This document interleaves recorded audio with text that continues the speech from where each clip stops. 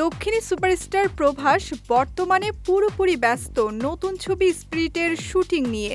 পরিচালক সন্দীপ রেড্ডি ভাঙার পরিচালনায় নির্মিত এ ছবির প্রথম পর্বের শুটিং চলছে ২৩ নভেম্বর থেকে।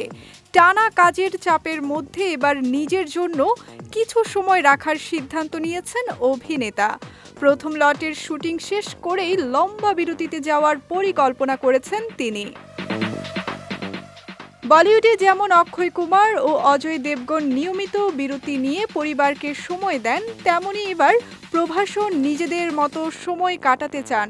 গুঞ্জন উঠেছে বিরতির সময় বিদেশ ভ্রমণের পরিকল্পনাও তৈরি করে ফেলেছেন তিনি। এদিকে প্রভাসের ৪৬তম জন্মদিনে প্রকাশিত হয়েছে স্পিরিটের প্রথম ঝলক। এটি প্রকাশের পর থেকেই দর্শকদের মধ্যে নতুন কৌতূহল, ছবিটিতে কি কোনো নগ্ন দৃশ্য থাকছে?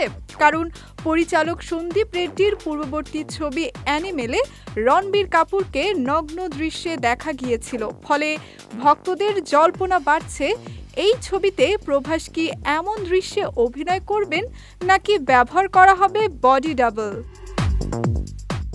তবে বিষয়টি নিয়ে নির্মাতা পক্ষ এখনো কোনো আনুষ্ঠানিক ঘোষণা দেয়নি। সব মিলিয়ে স্পিরিটকে ঘিরে দর্শকদের আগ্রহ প্রতিদিনই বাড়ছে। প্রভাসের বিরতি ও ছবির কন্টেন্ট উভয় নিয়েই ভক্তদের মনোযোগ এখন তুঙ্গে।